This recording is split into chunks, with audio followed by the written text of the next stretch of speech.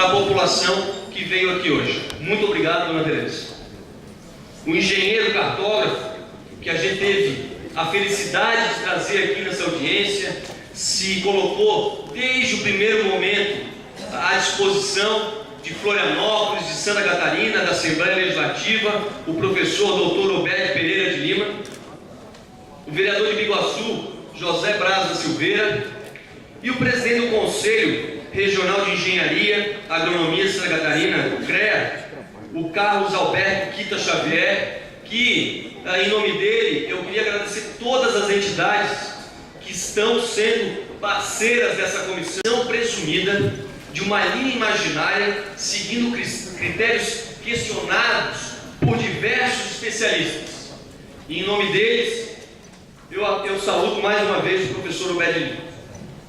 Em todo o Brasil, mais de 10 milhões de famílias são vítimas da cobrança do foro, das taxas de ocupação e de laudêmio, que nos últimos 12 anos a União renderam mais de 10 bilhões de reais. Em Santa Catarina, só em 2014 foram arrecadados mais de 44 milhões de reais, sendo que na capital aproximadamente 30 mil imóveis encontram-se em áreas de terreno de marinha. Vale lembrar que, apesar dessa arrecadação, nenhum centavo foi destinado às áreas e regiões que contribuíram com tamanho volume de recursos.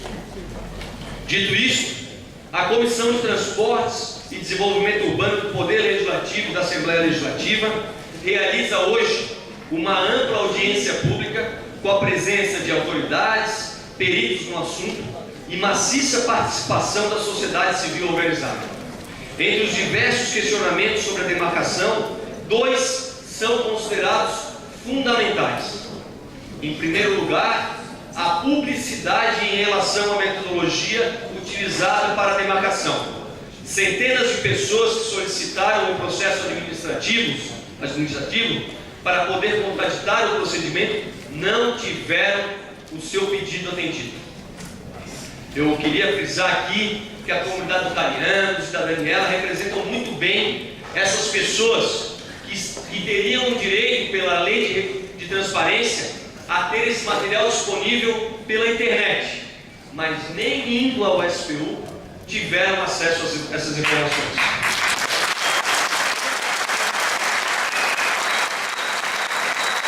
O segundo ponto a ser salientado é o prazo de defesa, 10 dias, que torna a advocacia impraticável.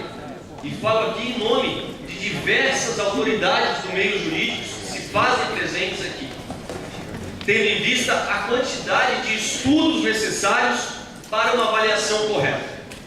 Cabe aqui frisar a intenção primeira da iniciativa da Assembleia Legislativa, que é a ampliação do debate de maneira democrática, trazendo informação à população e buscando defender os interesses da coletividade. É óbvio que, por fim, a gente espera que esse tributo, essa taxa, esse absurdo acabe, seja extinto, e até lá não será por preguiça, não será por falta de discussão, não será por falta de ouvir as autoridades que a gente vai se cansar de buscar essa extinção. Para tanto,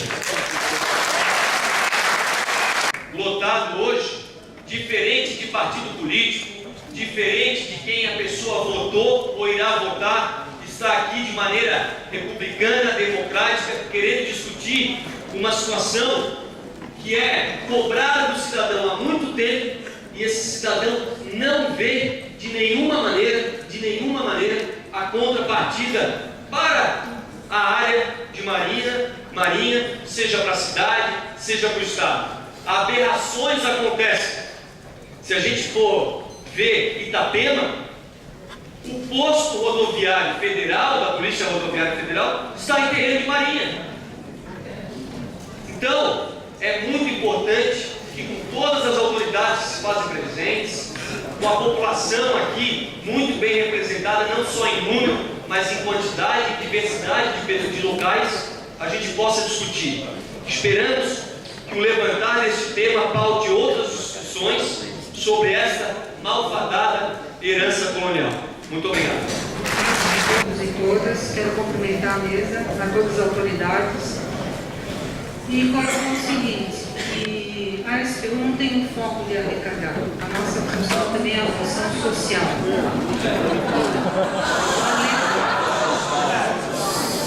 A lei dispõe que realmente os imóveis são da União e tem as taxas para serem recolhidas. Mas também a gente trabalha com a função social, trabalhamos com o Instituto da Regularização Fundiária, a situação dos carentes para baixa renda. Então, aquelas pessoas, famílias de baixa renda têm direito à isenção. Com a demarcação da LPM e a homologação da LPM dá uma segurança jurídica, tanto para a União como para o particular. Aí vocês perguntam, por que estão demarcando só agora? Vamos lembrar que a ilha era toda da União, até 2005. A emenda constitucional 46/2005, o nacional interior deixou de ser da União. Então, dessa forma, hoje a União precisa delimitar qual é a sua propriedade, até para dar uma segurança jurídica para todos. E lembrando também que os processos do uso capião, que são na ilha de Santa Catarina, precisa dessa homologação da LPM para ter toda a segurança jurídica para o particular ter a sua propriedade do terreno aludial, que sejam posses. E com relação aos critérios, depois o Juliano vai dar uma nivelada com relação a esses procedimentos. O nosso procedimento de demarcação segue todo o rito da lei. Tem uma comissão de demarcação que faz todo esse estudo. Os nossos processos administrativos são públicos, eles estão à disposição de toda a sociedade. Em momento nenhum, deixou de ser disponibilizado esse processo. Realmente, essa informação, para mim, não procede. Todos os processos estão lá.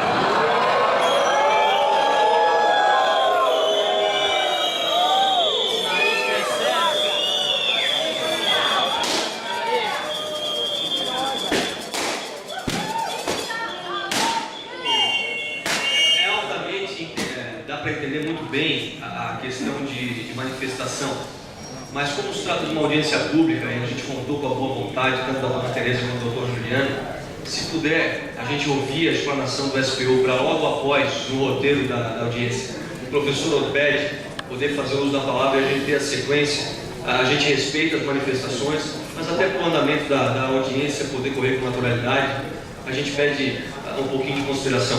Obrigado.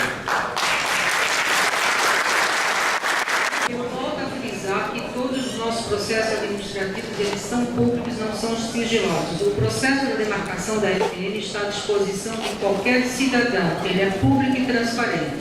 Se em algum momento alguém teve dificuldade de ter acesso, provavelmente foi para tirar cópias, que nós disponibilizamos o processo para ser retirado cópias fora da SPU, onde um funcionário vai junto com o cidadão retirar cópia. E nesse momento a gente está providenciando toda a digitalização do processo para disponibilizar para o cidadão. Eu passo a palavra agora para o Juliano, para ele dar algumas informações com relação aos procedimentos de demarcação. Boa noite a todos e a todas. Queria agradecer a oportunidade de a gente estar aqui debatendo mais uma vez esse tema. Só queria pontuar que a gente foi informado que a SPU participaria do debate como ouvinte, então a gente não providenciou nenhuma apresentação com a explanação.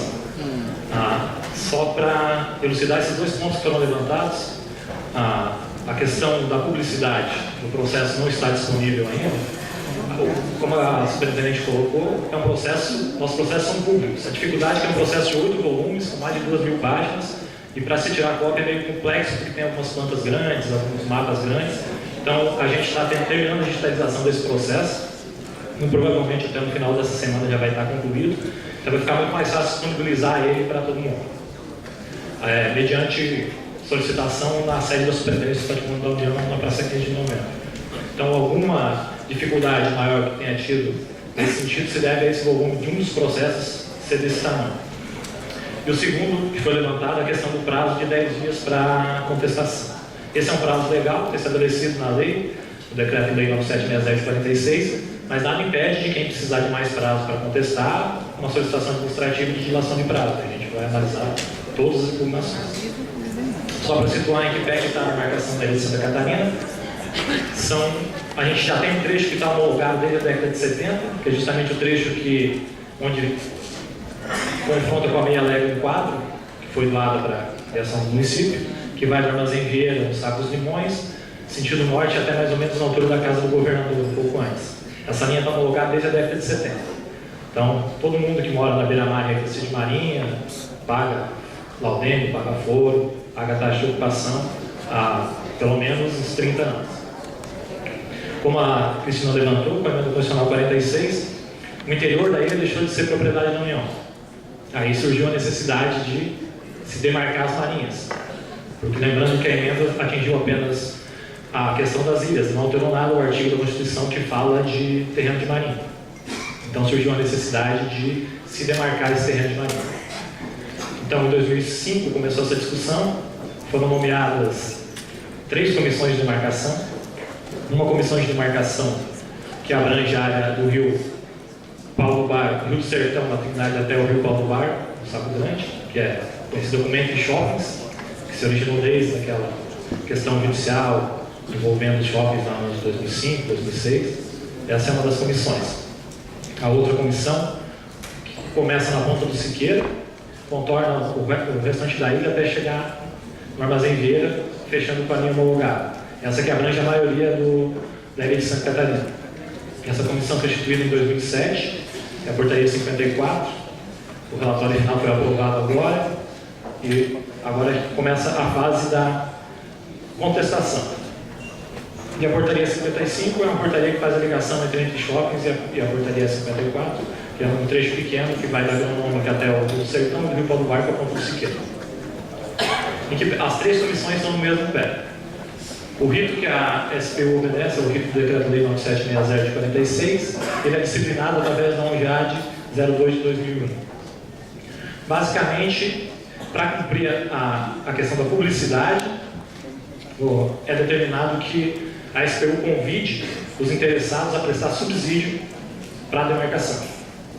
Esse é o artigo 11 do Decreto-Lei 9760. A SPU, em 2007, publicou um edital convidando os interessados a prestar subsídio. Nesse intervalo, estava em julgamento no Supremo Tribunal Federal uma ação de inconstitucionalidade quanto a esse artigo 11, que foi alterado em 2007. Foi julgada essa ação, em 2012, o que obrigou a SPU a notificar pessoalmente todos os conhecidos da SPU para prestarem subsídios. Lembrando, ressaltar essa palavra, subsídios para demarcação. Então, em 2013, começo de 2013, a SPU providenciou a notificação de todos os ocupantes conhecidos da SPU, que são os cadastrados na SPU, em que pese não haver linha homologada, a homologação da linha, a propriedade desses terrenos não advém da homologação da linha. A propriedade dos terrenos vem da Constituição e por força de lei. A homologação não passa a ser da União após a demarcação. Então a gente tem mais de 9 mil imóveis já cadastrados, uma grande maioria em área não homologada.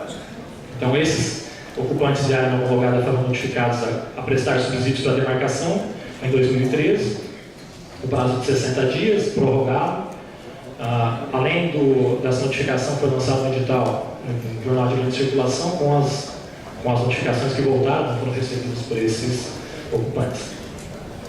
De posse desses subsídios, lembrando que a comissão já é encarregada de atrás desses subsídios, elementos, mapas, estudos, que remetam à conformação da linha do pré-amar médio no ano de 1831 ou que mais dele se aproxima. Então, de posse desses subsídios, a comissão determinou o traçado da linha, elaborou um relatório final, que é submetido à unidade central da SPU em Brasília para aprovação.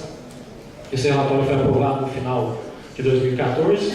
Ele retorna para a SPU para agora sim cumprir com a publicidade quanto à ampla defesa e contraditório dos atingidos pela demarcação. Então é esse estágio que está a demarcação agora da ilha de Santa Catarina. A gente está em tratativa junto à Prefeitura Municipal para identificar todos os cadastros imobiliários que foram atingidos pela demarcação, para promover a notificação individual de todos, para que contestem o traçado da linha. É a única maneira que a gente tem de identificar todos os atingidos é via cadastro imobiliário da Prefeitura. O cartório não tem as matrículas espacializadas, então quando a gente passar o mapa para o cartório, ele não tem como disponibilizar quais matrículas estão abrangidas pela linha. E a gente sabe também que uma grande maioria de imóveis não são registrados. Então a gente pretende notificar via cadastro imobiliário da Prefeitura. O prazo para contestação é de 10 dias, segundo o artigo 3 do Decreto-Lei 9760 de 46, mas, pelo bom senso, pela precaução, a gente vai estar aberto, assim que chegar a notificação, qualquer cidadão que necessitar de mais prazo, pode solicitar mais prazo, um prazo razoável, não tem por que a administração negar esse prazo. Lembrando que a homologação da IPM ela se dá a condição de votar todas as contestações. A primeira instância de contestação é a Superintendência do Patrimônio da União. Quem não concordar com o traçado apresenta uma impugnação na Superintendência do Patrimônio da União.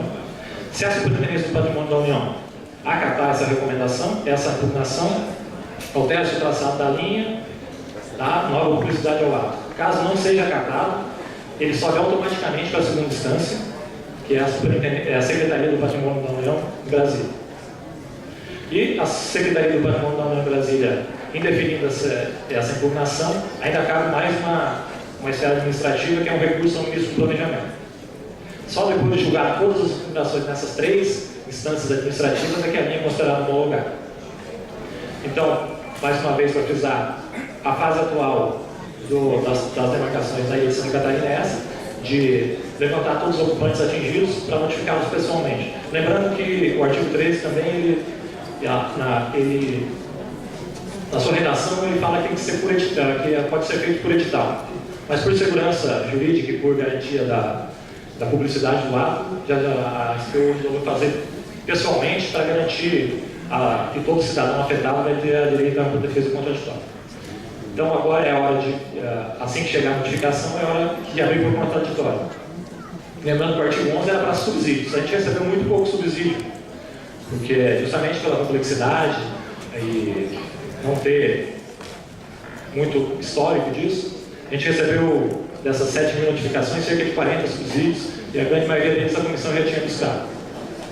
O que a gente tem de mais antigo que denota a conformação da linha de costa e dos mangues e rios é um voo de reconhecimento da Marinha Americana de 1938, que é levado em consideração também para verificar as ocorrências de erosões, acrescidos e por diante.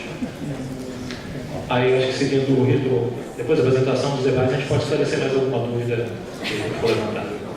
Muito obrigado, Juliano. Com certeza, no final de todos os questionamentos, a gente abre a palavra mais uma vez ao Espírito. Gostaria de anunciar a presença do Michael Costa, presidente da AMOCAR, Associação de Moradores Ucranianos. Isso é novidade em relação aos outros convidados. Ao professor Obed Lima, que vai ter um tempo maior do que todos, por fazer uma explanação no histórico da situação.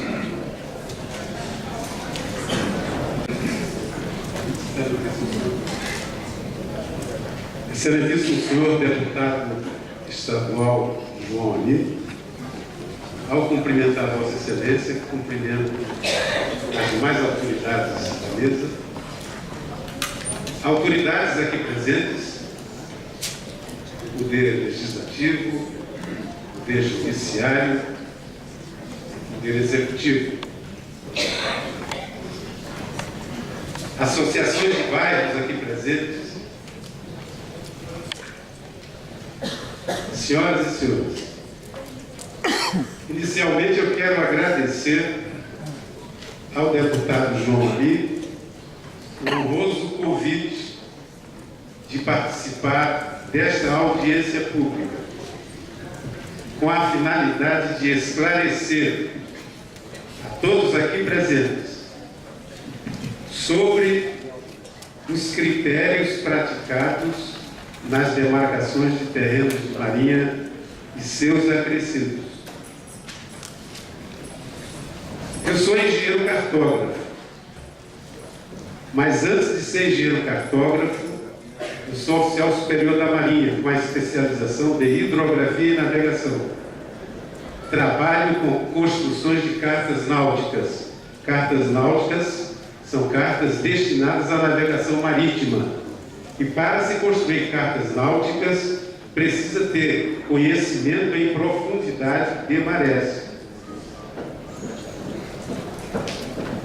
Depois, como oficial hidrógrafo, eu fui fazer o curso de engenharia cartográfica. Como engenheiro cartógrafo, depois que deixei a Marinha, transferido para a reserva remunerada, entrei na carreira docente do Ministério da Educação como professor universitário na Universidade Federal do Rio Grande, na cidade do Rio Grande, como professor de cartografia. Naquela ocasião eu tive a oportunidade de vir a Florianópolis fazer curso de pós-graduação. Fiz o mestrado na UFSC e o doutorado também na UFSC. O meu orientador nessa tese de doutorado, que versa especificamente sobre a localização geodésica da linha da Beira-Mar Média do ano de 1831, tendo em vista a demarcação dos terrenos de Marinha. Esta tese foi difundida a partir de 2002. Ela foi apresentada publicamente, defendida perante uma banca examinadora qualificada que a aprovou. Portanto, esta tese é um documento técnico-científico válido.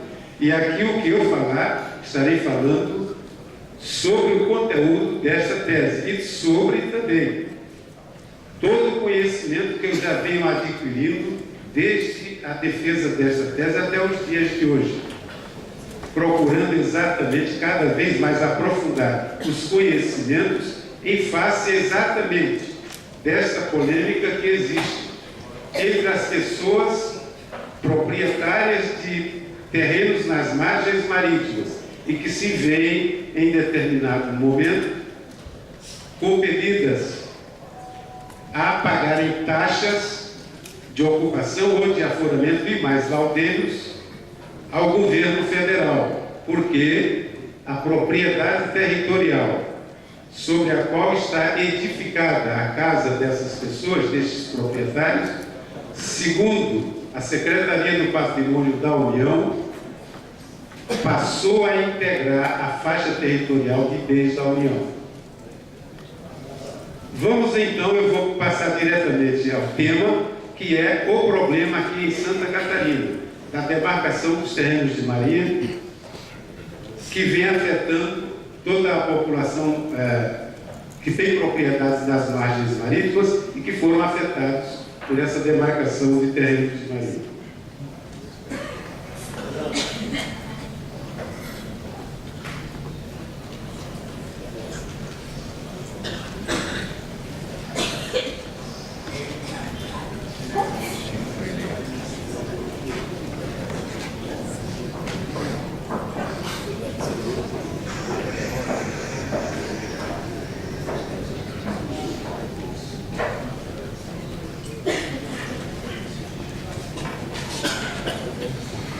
Houve uma falha aqui na passagem do slide. Vejamos então esse primeiro slide para iniciarmos o nosso conhecimento sobre quando surgiram os terrenos de Marinha. Na legislação brasileira, na literatura da legislação, terrenos de Marinha foram criados. O Instituto Jurídico dos Terrenos de Marinha foi criado a partir de 18 de novembro de 1818, quando, por esta ordem régia que aí está citada, foi criada a faixa territorial de 15 braças craveiras, 15 braças craveiras convertidas para o sistema métrico decimal, cada braça tem 2,20 metros, 15 braças dá 33 metros. Então, 15 braças craveiras ou 33 metros, contadas para o lado de terra, a partir da borda do mar. Prestem atenção a esse conceito aí estabelecido legalmente. Contadas a partir da borda do mar, nas marés de águas vivas. Está entre aspas, porque é a transcrição ipsilíteres que está lá na ordem régia. E que tudo que toca a água do mar que acresce sobre ela é da coroa, na forma da ordenação do rei. Aí, o estabelecimento dos terrenos acrescidos de Marinha.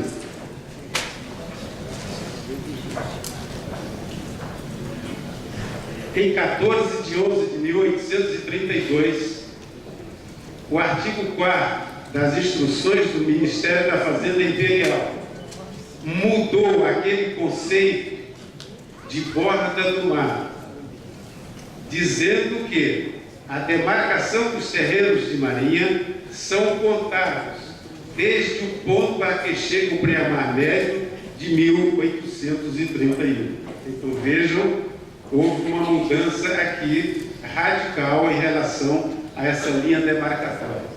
Antes, até onde chegavam as águas das marés, em marés de águas vivas, ou seja, marés de águas vivas ocorrem 2 vezes por mês, nos dias de lua cheia e lua nova. E hoje, casualmente, dia 5 de maio, é dia de lua cheia. Temos um dia onde a maré atinge o seu ponto máximo, chamado também maré de Cisígena.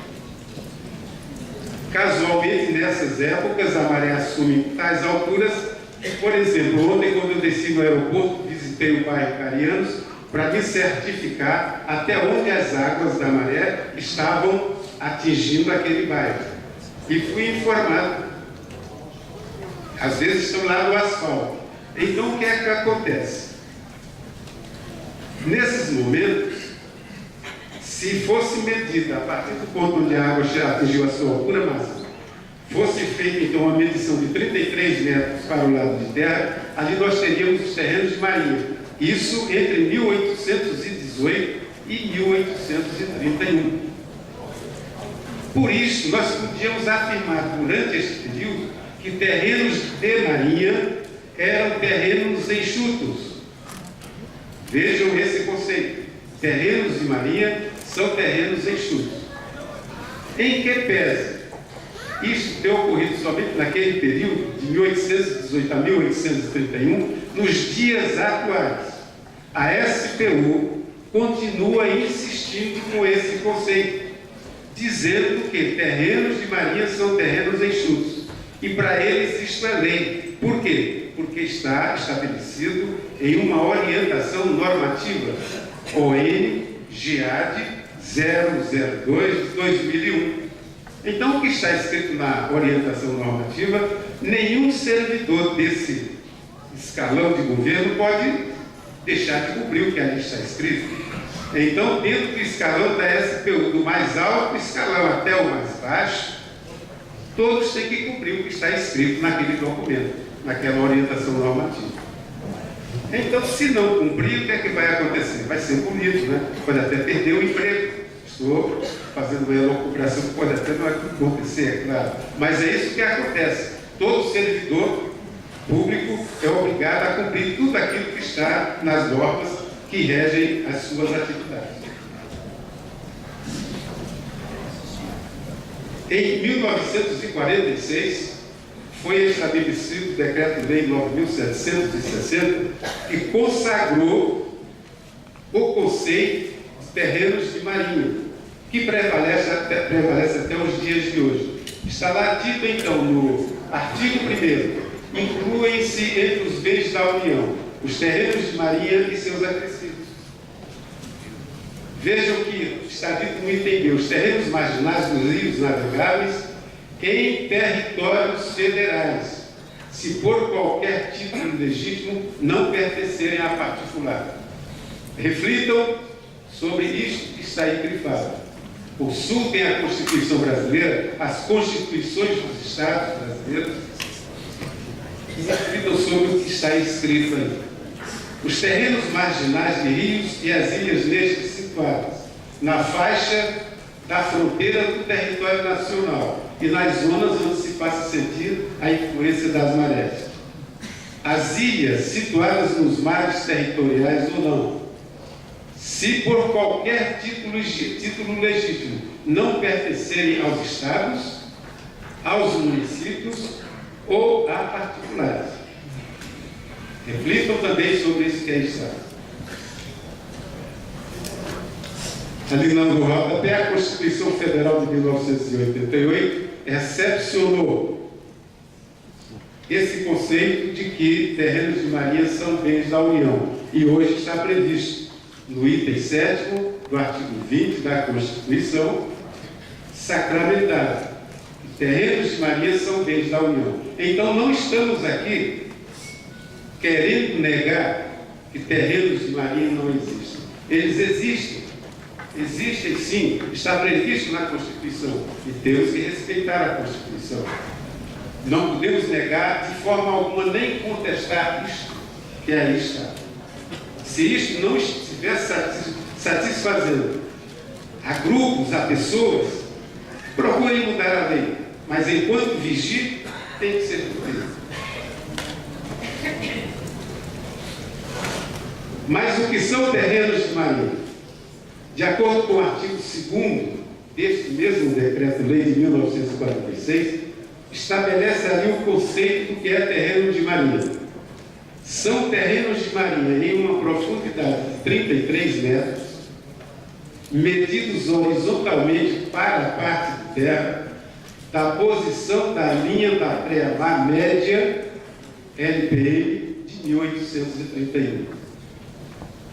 Os situados no continente, na costa marítima e nas margens dos rios e lagoas, até onde se faça sentir a influência das marés.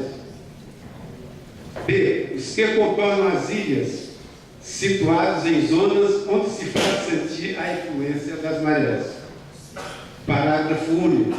Para esse efeito, a influência das marés é caracterizada pela oscilação periódica de 5 centímetros, pelo menos, do nível das águas, que ocorra em qualquer época do ano. Reflitam também, por favor, a respeito dessa expressão grifada, em qualquer época do ano. Ontem e hoje, aqui nos Carianos, as águas da pré-mar estão chegando, invadindo ali a faixa de trânsito dos automóveis e estão entrando em algumas áreas ali na localidade. Isso acontece todos os dias? Não. Isso acontece eventualmente. Segundo informações, ontem foi um dia excepcional e hoje também. Raramente acontece uma pré-mar tão grande que chega a esse ponto.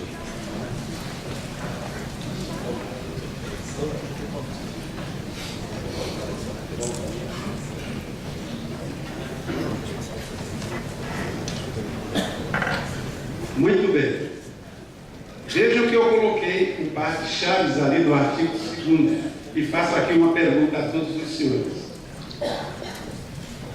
Para se demarcar terrenos de marinha, é preciso medir? Ele está falando de uma medida linear, 33 metros, horizontalmente para a parte de terra. E está falando numa outra medição, que é uma retrovisão da altura, da cota da altura desta pré-mar para o ano de 1831. Duas medidas têm que ser feitas. Em que pese isto que aí está neste artigo, temos encontrado na jurisprudência e também por técnicos informando aquilo que está abaixo daquela linha vermelha pontilhada. A demarcação dos terrenos de marinha tem natureza meramente declaratória, porque eles existem desde o tempo do Brasil colônia.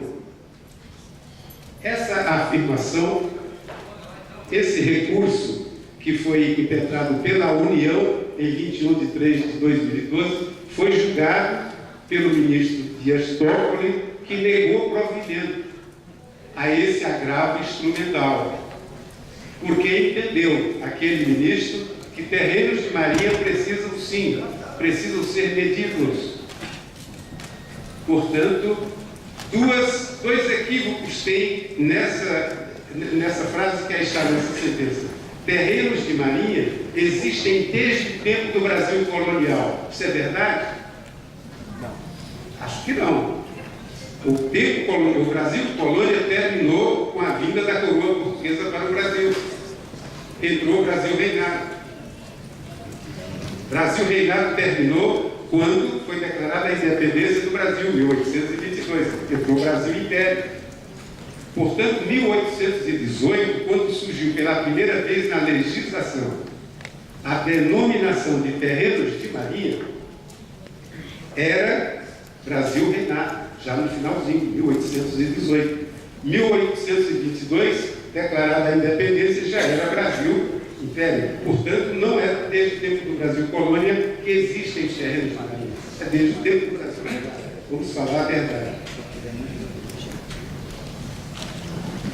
A demarcação dos terrenos de marinha e seus acrescidos no estado de Santa Catarina pela SPUSC. Em 2013, eu estive aqui em Florianópolis, estava voltando para a minha cidade e vi um passageiro com um jornal onde estava lá uma notícia de que a SPU tinha feito uma nova demarcação dos terrenos de marinha no estado de Santa Catarina e que isso ia, naturalmente, abranger grande número de pessoas que ainda não estavam inscritas no patrimônio da União. E este é o mapa que a SPU divulgou no jornal Diário Catarinense do dia 10 de 10 de 2013. Vejam aquele círculo amarelo que ali está, é o bairro ali de Carianos, onde fica o aeroporto, onde eu ontem tive a curiosidade de descer e fazer uma visita, para ver como é que está essa situação. Então, a SPU resolveu fazer uma nova demarcação de terrenos de marinha. Mas vejam aqui uma coisa, conforme relatou o grupo da SPU aqui presente. A demarcação dos terrenos de marinha, na verdade, aqui em Florianópolis, foi feita em 1971, na primeira demarcação de terrenos de marinha aqui na área. Essa cota básica da linha da pré-mar média de 1831, que foi calculada pela média das máximas marés ocorridas naquela ocasião, é a linha que foi estabelecida, que a SPU está utilizando nos dias atuais, de 71 para 2015. E mais ainda, de acordo com a orientação normativa, essa cota básica foi acrescida de mais um valor de 1 metro. Segundo a SPU, conforme nós vamos ver aqui, o subitem da ONGA, como uma compensação da dinâmica das ondas. Então, a cota básica para a SPU é a média das máximas, acrescida ainda de 1 metro, correspondente à dinâmica das ondas. Vimos isto, por acaso, lá no artigo 2º do Decreto-Lei 9.760? Portanto, não é possível admitir um acréscimo dessa natureza. É uma interpretação equivocada. E que, se insistida, torna-se ilegal.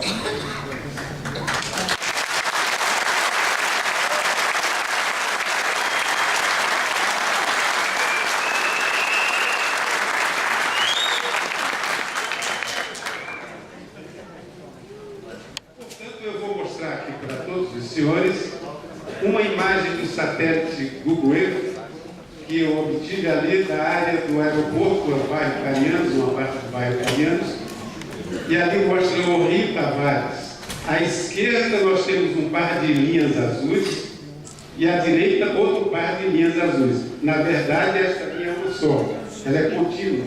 Como a imagem ali está reproduzida, para reproduzir com o detalhe que eu queria, eu tive que cortar outra parte. Nós vemos ali o Rio Tavares, desaguando ali no Saco dos Limões. Então temos ali aquele círculo mostrando a foz do Rio Tavares.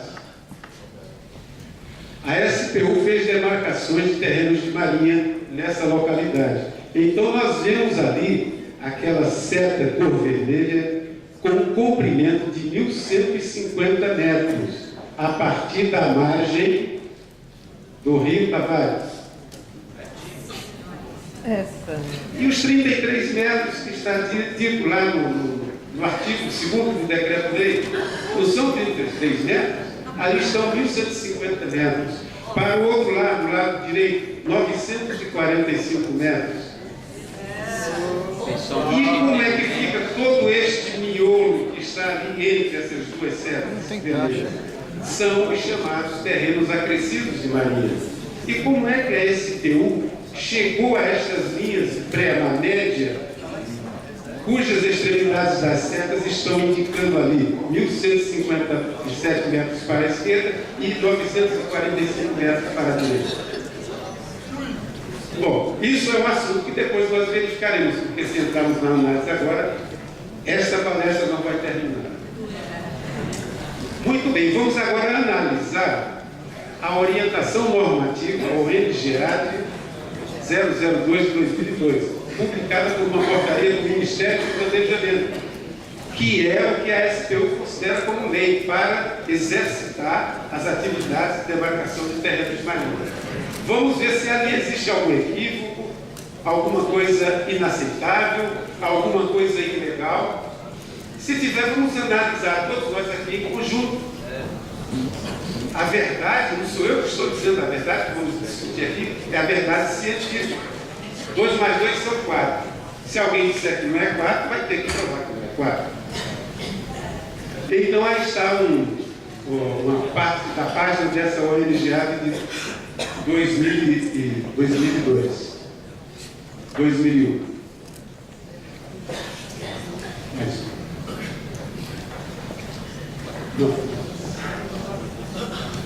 Então, está dito, por exemplo, nessa ONGAD, cujos conceitos ali estabelecidos podem ser considerados equivocados, inadequados, impróprios e inaceitáveis, porque podem ser qualificados como ilegais. Não sou da área do direito, mas eu tenho conhecimento suficiente para saber que quando alguma coisa está prevista na lei que eu deixo de cumprir, eu estou cometendo uma ilegalidade. Qualquer um de nós tem competência para isso. Então, primeiro, subitem 4.6.1.1 desta ONGAD, que eu considero equivocado, que já mencionei aqui. Terrenos de marinha são terrenos enxutos. Por que isto está equivocado? Aqui eu tenho um areograma do entorno de Florianópolis. Eu separei as baixamares, que ficam abaixo daquela linha azul horizontal, separei porque não me interessa falar de baixamar, me interessa falar aqui de pré-mar. Então, separei, filtrei todas as pré-mares e obtive a média de todas aquelas pré-mares. Nós temos ali um total de 974 pré-mares ocorridas no ano em que foi feito esse estudo. Calculei a pré-mar média deste ano do estudo, que foi 2011. E encontrei, para o valor da pré-mar média, 943 milímetros. Esta é uma pré-mar média calculada verdadeiramente, cientificamente, pelo método estatístico. Qualquer pessoa que fizer o cálculo de todos esses dados que estão nesse diagrama não vai encontrar outro valor. É isso aí que vai encontrar. Segundo conceito, 4.8.2. A cota da pré-mar média é a média aritmética das máximas marés mensais ocorridas no ano de 1831 ou no ano que mais se aproxime de 1831. Também já falei sobre isso. Se a lei diz que o cálculo deve ser pela linha da pré-mar média, não se pode admitir como legal uma linha em substituição à linha da pré-mar média, que é calculada pela média das máximas. Isso é ou um equívoco ou uma ilegalidade máxima.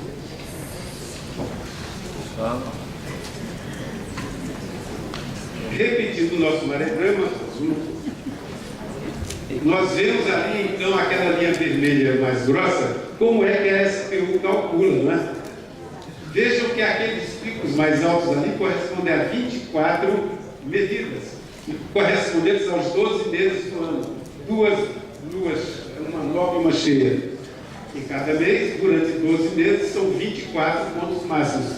Ali estão os 24 pontos máximos utilizados pela SPU e a linha correspondente à média das máximas. Vejam que ela é totalmente diferente da linha da pré-mar média. Qual das duas aceitar como verdadeira?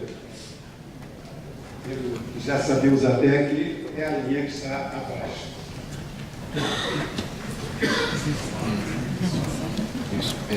Muito bem. Prosseguindo, então, outro subitem, 4.8.9. Em locais onde, por ação da dinâmica das ondas, as águas atingirem nível superior ao da cota básica, adotar-se-á esse nível como quantificador da cota básica efetiva. Então, a todo momento, a SPU está procurando substituir uma cota básica para estabelecer a LPM, que vai servir de base para a demarcação dos terrenos de marinha. Está nadando e vai correr na praia. Né? Então, o que é que acontece?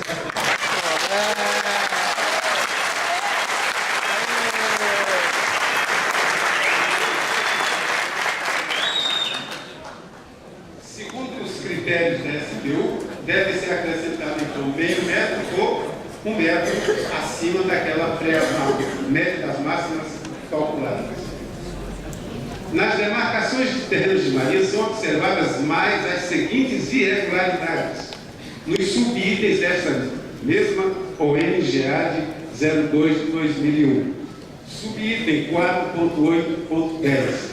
A ação da dinâmica das ondas deve ser determinada por observações de pré-mares cuja amplitude mais se aproxime do valor da máxima maré mensal, excluindo-se a influência de outros fatores que não sejam os gravitacionais. Outro, 4.8.11. Na constatação da existência de acrescidos naturais ou artificiais, aterros ocorridos após 1831, toma-se como linha básica para a demarcação da LPM a linha que coincidir com o alcance das ondas na maior maré mensal atual, feita a abstração dos referidos acrescidos. Então, mais uma vez, rasgamos, né, a lei, mais uma vez, rasgou-se. Quero deixar também bem claro aqui que não se trata de um confronto entre a metodologia que eu desenvolvi e a SPU, que está dignamente fazendo o seu trabalho. É obrigada a fazer o seu trabalho.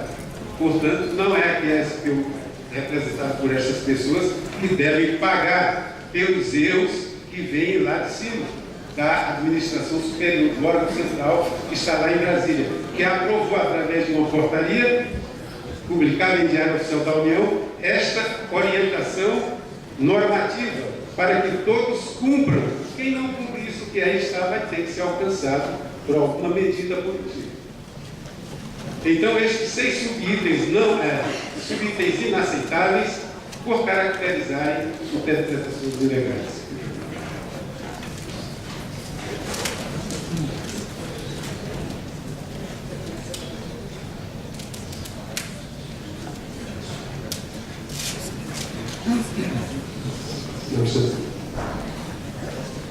Bom, as demarcações dos terrenos de marinha, aqui em Florianópolis, foram feitas baseadas naquele processo que ali está demonstrado de 1972.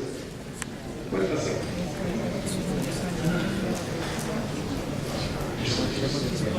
Vejam aqui no entorno de Florianópolis, a SPU também estabeleceu que nos costões da ilha de Santa Catarina utilizou como cota básica para a linha da praia-mar um valor de 5 metros de altitude. E nós vemos por imagens do Google Earth que em alguns pontos nós encontramos 10 metros a altitude da linha da praia-mar média, em outros encontramos 13 metros, conforme naquele que aqui está. Mas a linha não é uma cota da praia-mar média do ano de 1831, subiu para 13 metros, agora utilizou-se o topo de uma falésia, o topo de um costão.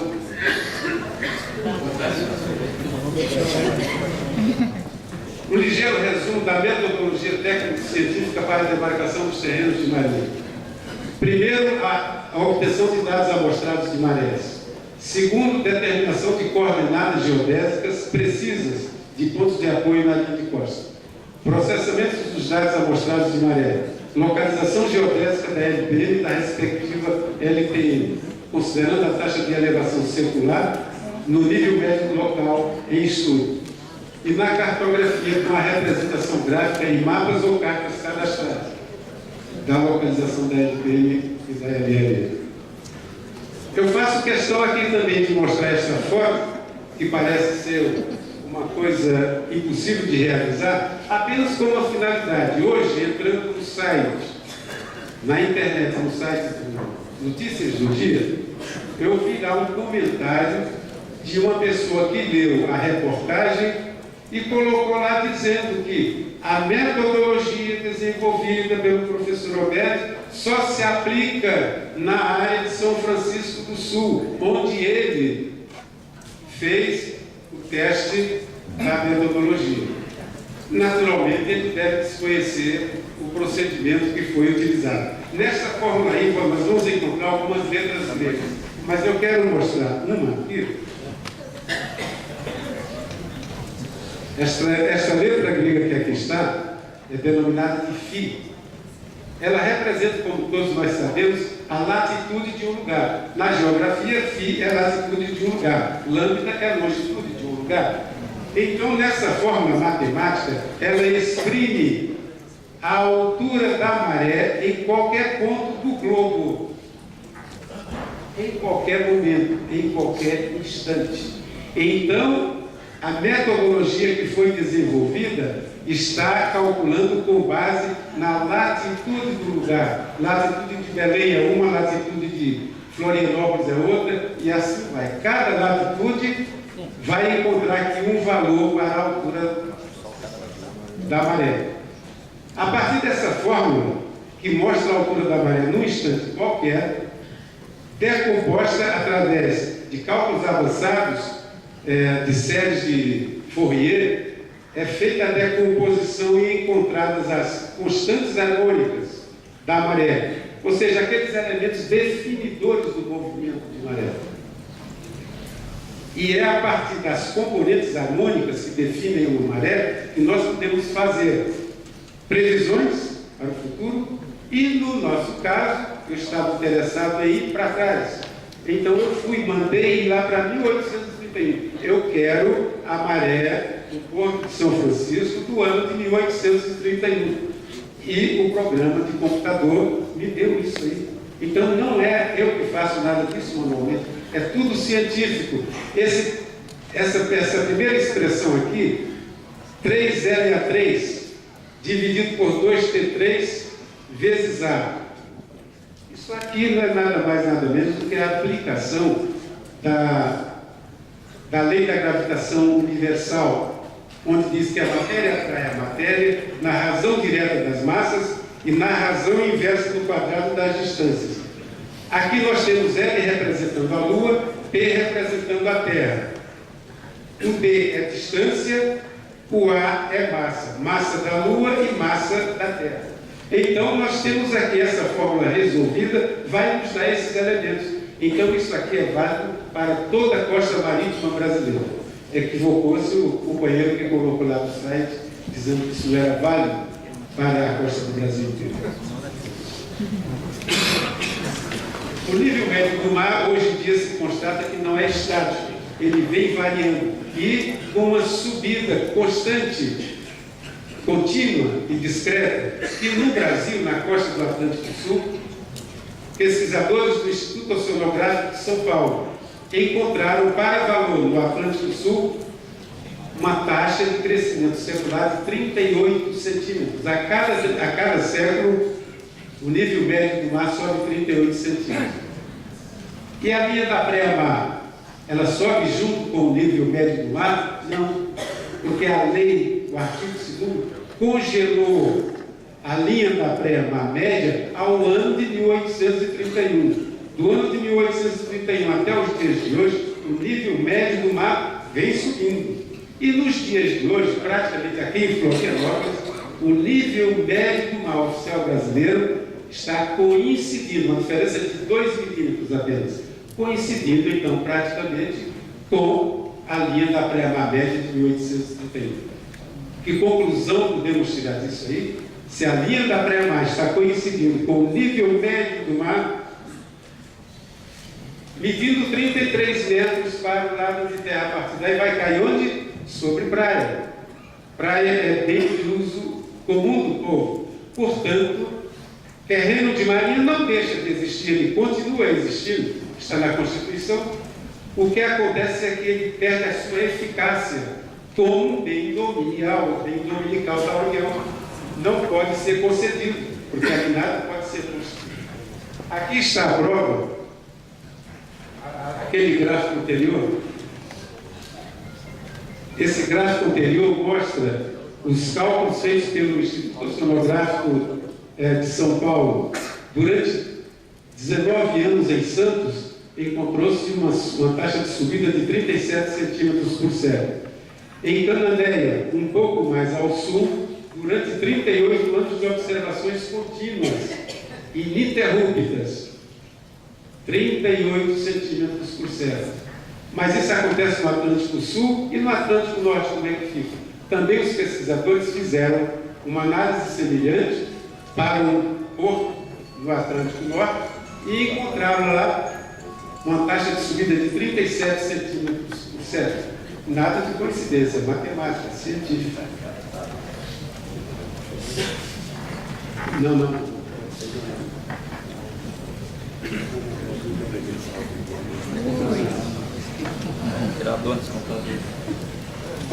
Concluir.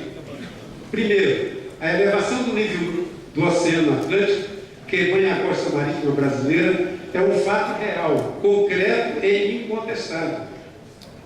Por isso, a LPM de 1831 encontra-se atualmente no entorno do nível médio do mar. Mesmo assim, a SPU continua as suas demarcações pela utilização de uma LPM fictícia, presumida, imprópria, inadequada e, consequentemente, ilegal.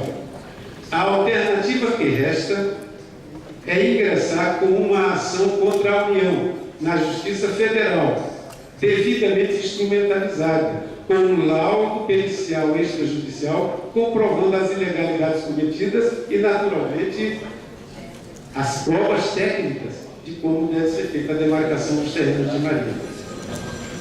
Quarto, a solução dos problemas relacionados com os terrenos de marinha é uma questão que depende de vontade política. Por isso é preciso que o povo brasileiro se una através de suas associações de bairros e pressione o Congresso Nacional para a aprovação da PEC 53. Essa PEC 53, cujo relator é o senador Ricardo Ferraz, encontra-se no Senado, e o senador já pediu uma pressa ao presidente do Senado para pôr em votação essa PEC. Ela propõe a extinção dos terrenos de marinha.